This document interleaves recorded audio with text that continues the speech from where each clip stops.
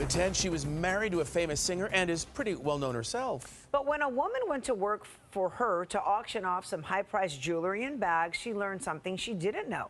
It's why she called Help Me Howard with Patrick Fraser.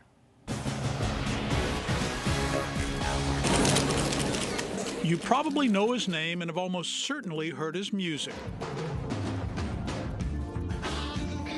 Phil Collins, and his fame spreads to his friends, family, and exes.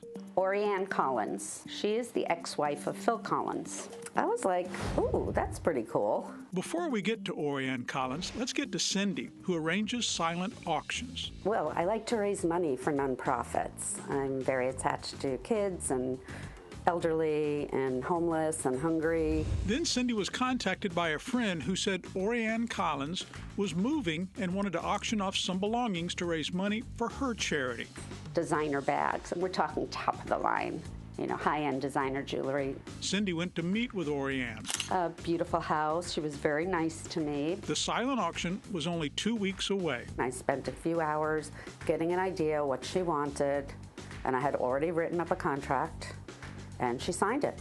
Cindy says she went to the house several times to try to finalize which items would be auctioned off. A little bit hectic, and I literally stood in the closet with her. It ended up being more than 60 items. 40 people Collins had invited showed up for the silent auction last August. Cindy doesn't know how much money it raised, but she knows how much she got for her work.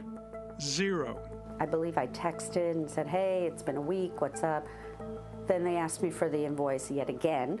And then 2 weeks later, a month later, third invoice. No response. Cindy was owed $1,762. She says finally she got an answer from Collins. They froze my account. My lawyer doesn't want to pay you.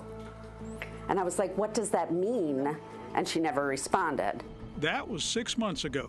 Cindy thought she had a binding contract with Orianne Collins. She hired me to do something. She signed a contract. I did the work, and then she didn't pay. It's just wrong. Well, Howard, first of all, is the contract binding? And if so, what do you do if someone won't honor the contract? Yes, the contract is binding, and Collins has to pay. How do you make that happen? Be persistent, use social media, and if that fails, file in small claims court. A judge will definitely slap a judgment against Collins. We contacted Orianne Collins, and it couldn't have been easier. After a couple of email exchanges, she wrote, "Sorry, but I'm in the middle of a move, so my assistant will surely take care of it on my behalf. Thank you for your patience." I got a text from her assistant asking how much I owed her, and I got paid Friday afternoon. $1,762 for her auction work, and she's not silent about Help Me Howard. I am so happy I called Help Me Howard. I don't think I would ever have gotten paid. Thank you, thank you, thank you, Help Me Howard. That makes us smile. You're welcome, Cindy. Now, if you sign a contract with someone, Cindy says she's learned her lesson. Make sure the other person reads the contract and get some money up front and collect as you go. Howard couldn't have said it better. Need someone to buy in to help with your problem? Don't be silent. Donate it to us, because you don't have to sell us on helping you. Well, this Help Me Howard and Patrick Fraser, 7 News.